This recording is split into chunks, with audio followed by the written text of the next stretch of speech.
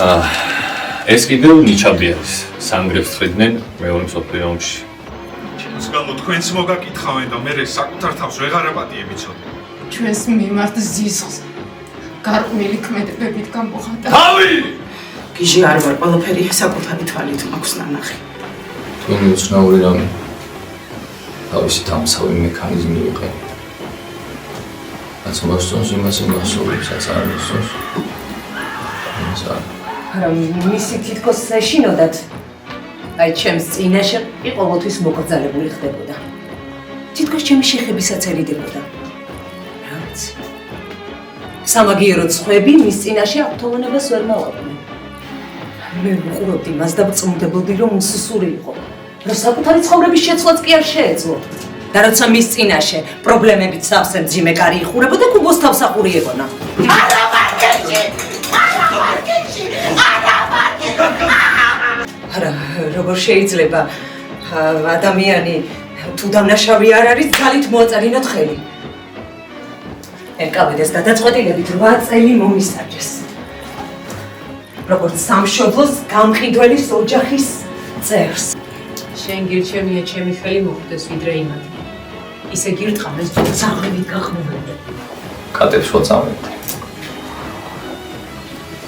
ის მოდა რომ ტკიოდა, მაგრამ ეს მომწონდა. ეხლა თუ ვიფიქრებ, არ ვაჭროდა მოკვდება თქო, მაგრამ ვიღაც აჭროს, ვინ აჭროს,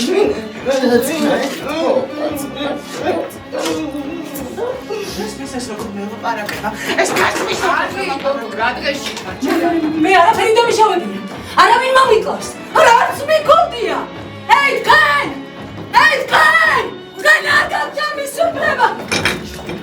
არსებობს თეორია იმის შესახებ, რომ ყველა წარსული ინფორმაცია ადამიანის გენეტიკური კოდია. ჩაძახდება ხემიშვილი! მოკვდება! მოკვდება! აქ მარტო შენ კი არ ხარ ასეთი. შვილები აქ ყველას ყავს. აკიცი რა არის მთვარე. თავარია რომ ვინმე უნდა დაასმინო. მნიშვნელობა არა აქ მართალია ტყუილია, მოკლედ უნდა დაასმინო. უნდა ჩაუშვა.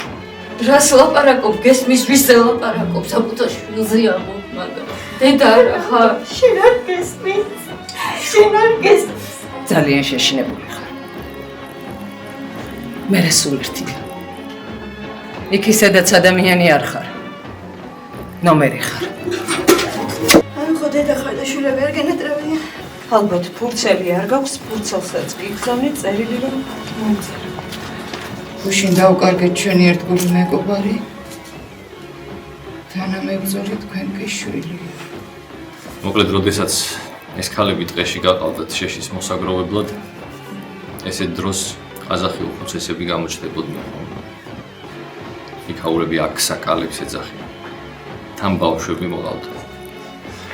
ბავშვებს ქვებს ურიგებდნენ და ეს ბავშვები ამ ქვებს ამ ქალებს ესროდნენ. თავიდან ეს ამბავი რომ გავიგე, გამიკვირდა. ვერ გავიგე ამ საცოდავმა ქალებმა ამ ბავშვებს რაღა დაუშავა. მაგრამ მერე მითხრეს, რომ თურმე ის ქვები არ ყოფილა. გამომშრალი ხაჭო ძალიან მაგრად გავს ქვას. ასე რომ როცა ყველას ქვები ეგონა თურმე საყვარელი. ეს ამბავი იმას მიუთითებს, რომ ადამიანი არსებობს. მაგრამ ყველა ადამიანი არ არის. ეს მაინტერესებს. რა კლავს ადამიანში ადამიანს.